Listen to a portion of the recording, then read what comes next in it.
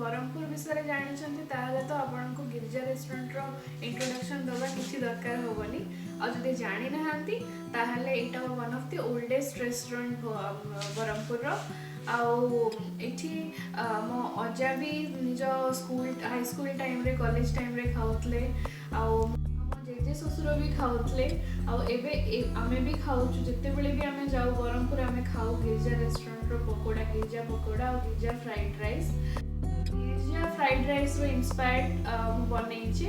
एटा exact सेमती ना नै मु तो कहि परबिनी बट टेस्ट ऑलमोस्ट सेमती लागे आपण भी ट्राई करंतु आ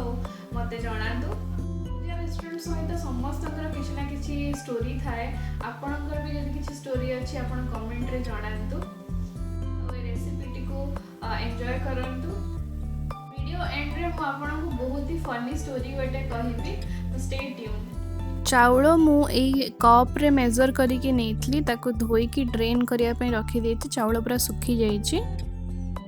गोटा मसला नेछि दालचीनी लवंग अलैच तेजपत्र गोलमर्च आ फूल पियाज छोट छोट काटी देछि आ लंका नेछि छोट काटी की अदा रसुण पेस्ट आंब अदा भी आपण यूज करि परिबे अल्प तेल आउ घी नहीं से गोटा मसला पकईदेली आ पियाज भी जो काटिकी रखी ताको पकईदेली मुझे फ्राए करदेवी पूरा डार्क ब्राउन करके भलसे फ्राए करदेवी फ्राए से मु चाउल पकईदेली और चाउल को भलसे फ्राए करने पर चाउलर डबल पानी देदेली जाल एथिरे हाई कर दिए मु पानी जल्दी बॉयल हवा पाई किछि लूण देकी ताको मिक्स कर देली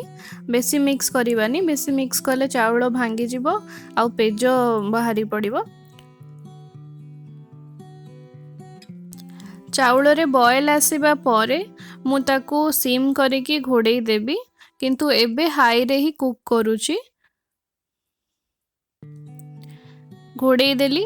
ऑलरेडी से बॉयल आसी सारी जाल सिम कर दीची एमती 10 मिनट रखिबे तापरे सेतरे कलर ऐड करिबा एमती चाकू रे नै की सेतरे डिप करिवे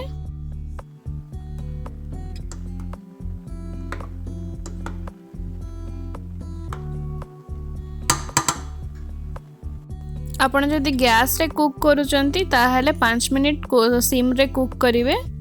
आ जदि हॉट प्लेट रे कुक करूचंती ताहले हॉट प्लेट बंद करके ता ऊपर 5 मिनिट रखी देबे घोड़े 5 मिनिट घोड़े की रखितली तापरे खोली के मु ताको मिक्स करि दोचे देखंतु हेई सारीची देखंतु रायता भी मु बनै देची पियाज काकुड़ी धनिया पत्र लंका और आंबदा लूण चीनी दही पकेची एमतिया रायता ए फ्राइड राइस सहित बहुत भल लगे आपण ट्राई करंतु पकोड़ार रेसिपी भी अच्छी मो चैनल रे आपण ट्राई करंतु गिरिजा फ्राइड राइस सहित पकोड़ा आ रायता बहुत भल लगे मोर गोटे सांग को नेकी जाई था गिरिजा रेस्टोरेंट में बसिली खाऊ तो तापर से जो ग्रीन चटनी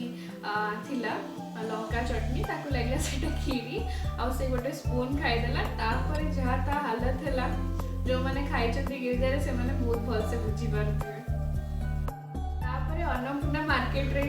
जो लस्सी मिले लस्सी पिया को पड़ला मो फ्रेंड को आपण जो जानि थिबे जदी ब्रह्मपुर रो गिरिजा ऑपोजिट रे बहुत सारा भलो भलो लस्सी स्टॉल अछि